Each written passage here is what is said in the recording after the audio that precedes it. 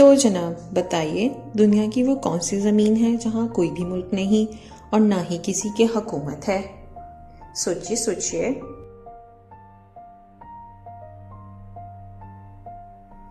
ویسے ایسا کیسے ہو سکتا ہے کہ انسانوں کو کوئی زمین خالی ملے یا کوئی جگہ ملے اور وہ اس کو پہ قبضہ کرنے کی کوشش نہ کریں اور اپنے جھنڈے نہ گاڑیں؟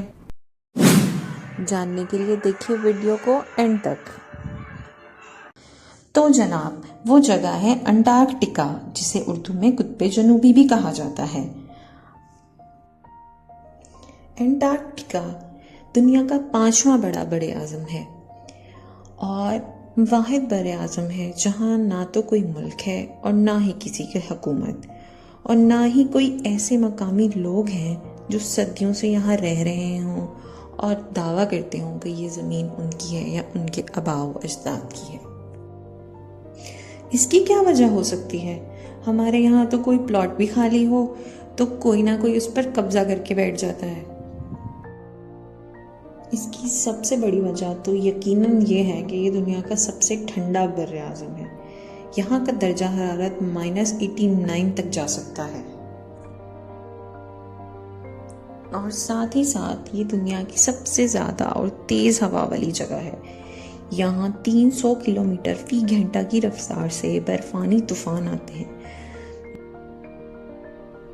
انٹارکٹیکا دنیا کا سب سے سوکھا بر اعظم بھی ہے، کیونکہ یہاں پر بارش نہ ہونے کے برابر ہے، اور جو بارش کبھی ہو بھی جاتی ہے تو وہ پڑتے ہی برف بن جاتی ہے۔ اسی لیے انٹارکٹیکا کو ریگستان بھی کہا جاتا ہے۔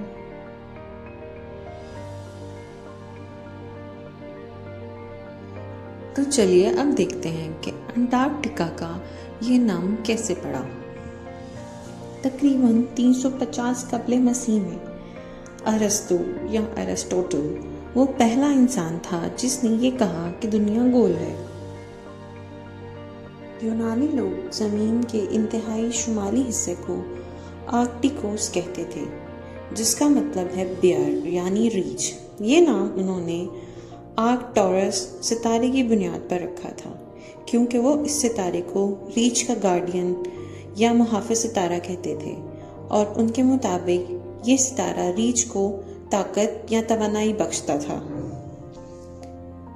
اور ان کا ہی یہ ماننا بھی تھا کہ اگر انتہائی شمال میں کوئی جگہ ہے تو زمین کے انتہائی جنوب میں بھی کوئی جگہ ضرور ہوگی۔ تو یونانیوں نے اس انتہائی اینٹ آرکٹیکوس رکھا، یعنی اس بیئر کا الٹ یا مخالف، اور وہیں سے قطب شمالی کا نام آرکٹک اور قطب جنوبی کا نام انٹارکٹیکا پڑے۔ انسانوں نے انٹارکٹیکا کو 1820 میں پہلی دفعہ دیکھا تھا۔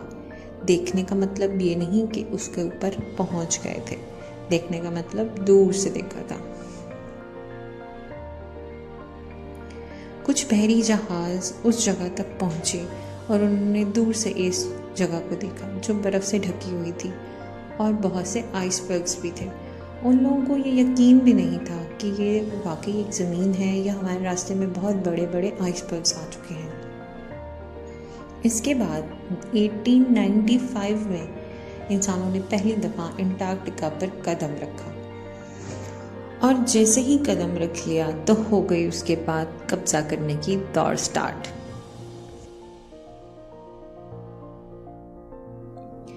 1908 سے لے کر 1942 کے بیچ دنیا کے 7 ممالک نے انٹارکٹیکا پر اپنا علیحدہ علیحدہ علاقائی دعویٰ کیا، جس کو ٹیریٹوریل کلیم بھی کہا جاتا ہے۔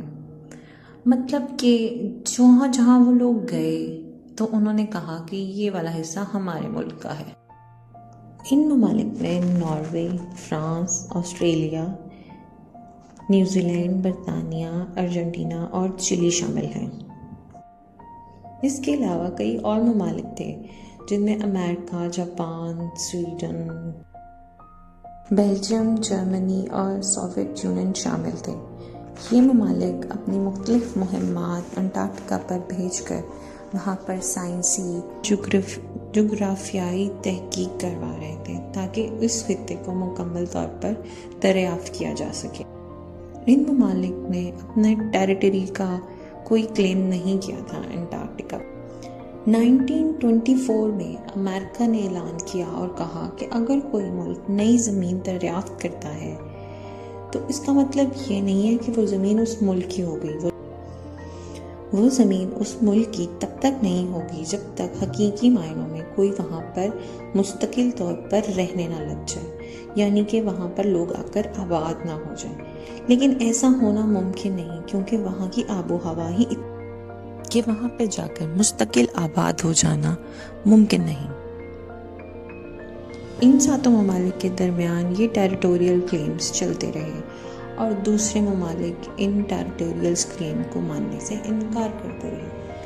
بالآخر 1959 میں انٹارکٹک ٹریٹی سائن ہوئی۔ اس ٹریٹی کے مطابق انٹارکٹیکا ایک آزاد بر اعظم ہے اور جس پر کسی کی حکومت نہیں۔ اس کو صرف پرامن مقاصد کے لیے استعمال کیا جا سکتا ہے۔ اس ٹریٹی کو شروعات میں 12 ممالک نے سائن کیا اور ان میں وہ تمام ممالک بھی شامل تھے جنہوں نے اپنا ٹیریٹوریل کلیم کیا تھا انٹارکٹیکا پر۔ لیکن اس کا مطلب یہ نہیں کہ ان کا ٹیریٹوریل کلیم ختم ہو۔ اس کلیم کو صرف پوسٹ پون کر دیا گیا جب تک کہ یہ ٹریٹی ایکسپائر نہ ہو جائے۔ جی ہاں، تو یہ ٹریٹی ایکسپائر ہونے جا رہی ہے 2048 اور اس کے ایکسپائر ہونے کے بعد یہ سب ممالک دوبارہ ٹریٹی سائن بھی کر سکتے ہیں اور اپنا ٹیریٹوریل کلیم بھی دوبارہ سے کر سکتے ہیں۔ اس ٹریٹی کے سائن ہونے کے بعد انٹارکٹیکا کو صرف ریسرچ پرپس کے لیے ہی استعمال کیا گیا، جس میں جغرافیائی، زمینی اور سائنسی تحقیقات شامل ہیں۔ جہاں دنیا کے کئی ممالک نے اپنے ریسرچ سینٹر انٹارکٹیکا میں بنائے، تو جنوری 1991 میں پاکستان نے بھی اپنا ایک ریسرچ سینٹر انٹارکٹیکا جس کا نام جناح انٹارکٹک اسٹیشن رکھا گیا، جہاں پاکستانی سائنسدان وہاں پہ موجود دنیا بھر کے مختلف سائنسدانوں کے ساتھ مل کر کام کرتے ہیں۔ تو جناب، یہ تھی ہماری آج کی ویڈیو۔ امید ہے کہ آپ کو ویڈیو پسند آئی ہوگی اور آپ کی معلومات میں بہت اضافہ بھی ہوا ہوگا۔ ویڈیو کو لائک کریں اور ہمارے چینل کو سبسکرائب کریں اور کمنٹ میں ہمیں اپنی رائے سے ضرور آگاہ کریں۔ شکریہ۔